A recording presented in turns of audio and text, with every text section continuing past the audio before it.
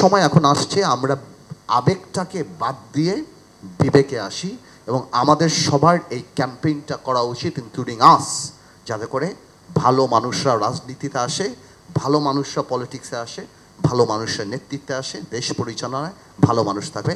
Because ভালো বাবুর্চি থাকলেই ভালো খাওয়া পাবেন, ভালো ইঞ্জিনিয়ার থাকলেই ভালো বাড়ি পাবেন, ভালো ডাক্তার থাকলেই আল্লাহ ছেলে মানুষ সুস্থ হবে। আমাদের দেশে একজন ভালো মানুষ লাগবে, সব ঠিক হয়ে যাবে।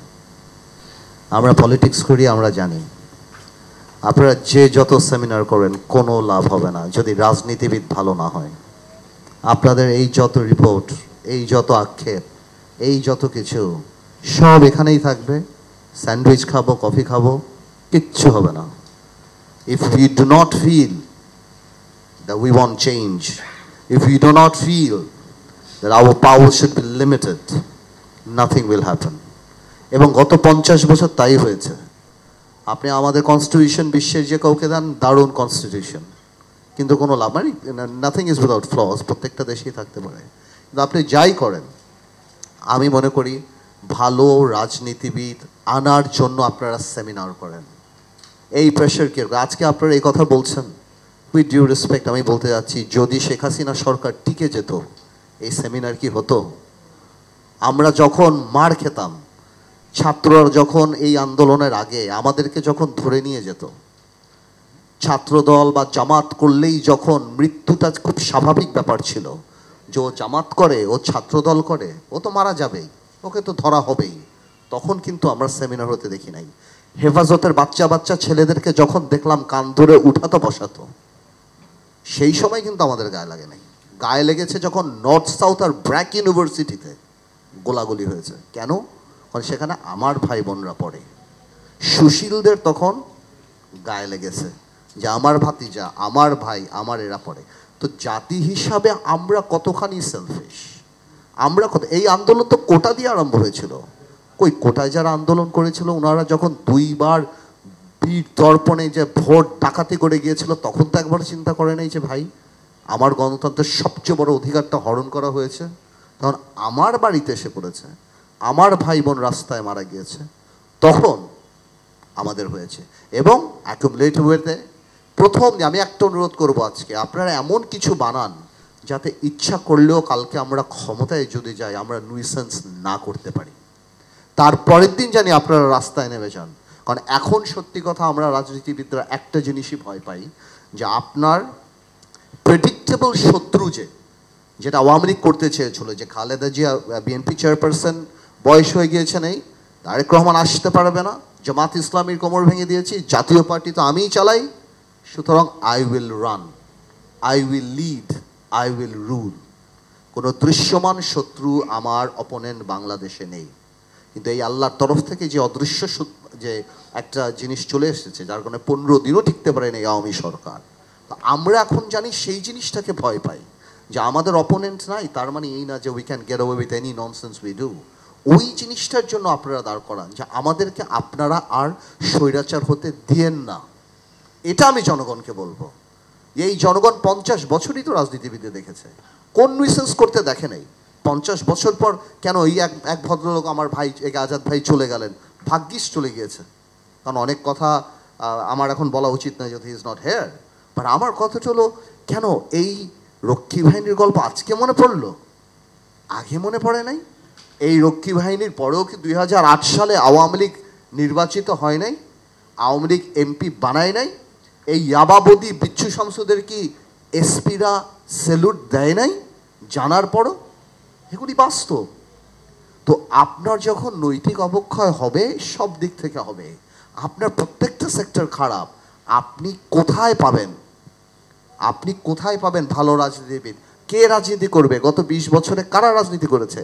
আমার ভাই ফুয়াদ স্কটিশ পার্লামেন্টের কথা বললো, ভাই ইউকে পার্লামেন্টের কথা বললো, লন্ডনে পলিটিক্স করে, Oxford, Cambridge, UCL, Harvard, MIT, এসব জায়গা থেকে, আমেরিকা লন্ডনে পলিটিক্স করে। বাংলাদেশে করে কোথা থেকে? কারা আসি? কোথা থেকে আসি আমরা? তো আমার কথা হলো, এই সেমিনার করা যেতে পারে, ইংল্যান্ডের স্ট্যান্ডার্ডে কথা বলতে পারে, that the dust can come in, the wind can come in, the sunlight can come in, but the police cannot come in without my permission. আর বাংলাদেশে আমরা বলি that the dust cannot come in, sunlight cannot come in, the police can come in my house. তো আমার কথাটা হলো সেটাই, let's go back to the basic. মাথা যদি ঠিক না থাকে কিছুই ঠিক থাকবে না। আপনারা ক্যাম্পেইন স্টার্ট করেন সবচেয়ে বড়, আমরা আপনাদেরকে ভয় পাই, অ্যাটলিস্ট কেয়ার করি যাতে আগামীতে ভালো মানুষরা সংসদে আসে। এই যে পল্টু, ইয়াবাবদি, বিচ্ছু শামসু, মমতাজ, এইটা ওইটা যারা দাঁড়িয়েছে পার্লামেন্টে, when you have these people in the parliament, what do you expect? আমরা 15 বছর কিছু বলি নাই, এটা বাস্তব।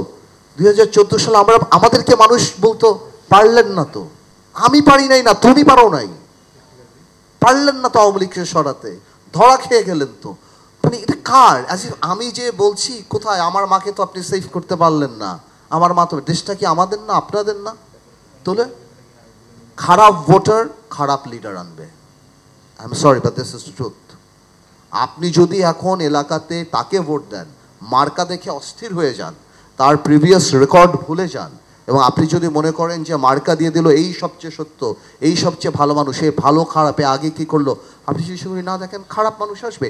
আর খারাপ মানুষ আসলে আপনি যত সংস্কার করেন, আপনি যা ইচ্ছা তাই করেন, আপনি যে ভাই বললেন যে ওটা মানে যা যা বললেন আপনারা সবাই, জুডিশিয়ারি বলেন, এই কমিশন বলেন, ওই কমিশন, আমরা সব ধ্বংস করে দেব যদি আমরা খারাপ মানুষকে নেতৃত্বে আনি।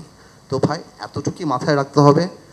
আমি সিজিএসকে রিকোয়েস্ট করব, how to promote proper leadership in the country, এই জিনিসগুলি। আমার ভাই আর্টিকেল 17 একটা কথা বললো, আর্টিকেল 70 তো আমাদের মনের মধ্যে, আমরা এমনি কারো বিরুদ্ধে কথা বলি না, নট বিকজ অফ স্যাংশন যে আমাকে বাদ দিয়ে দেবে।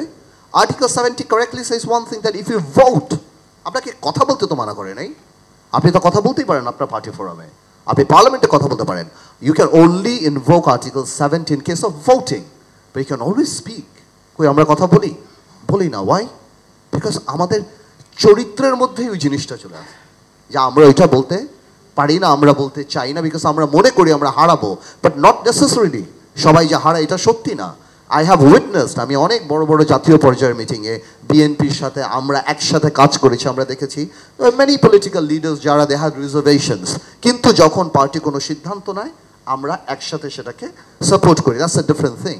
কিন্তু এটা সত্যি কথা যে আমার মনে হয় ভালো রাজনীতিবিদ আসলে, I don't have the requisite expertise to talk about it, যে না আমি পুলিশ এটা হওয়া উচিত, এটা এই ব্যাপারে বই আছে, পাবলিকেশন আছে, এক্সপার্ট আছে, আমার বড় বড় এখানে যারা পুলিশের চাকরি করেন তারা আছে। সো আমি ওই সময় নষ্ট করব না, বাট আমি এতটুকু বলবো, ওই ক্ষমা চেয়ে পুলিশ ক্ষমা চাবে, এদেরকে মেরে ফেলেছে, ওদেরকে মেরেছে, কী লাভ? ক্ষমা চেয়ে কী লাভ হবে? কালকে আবার ক্ষমা চাবে।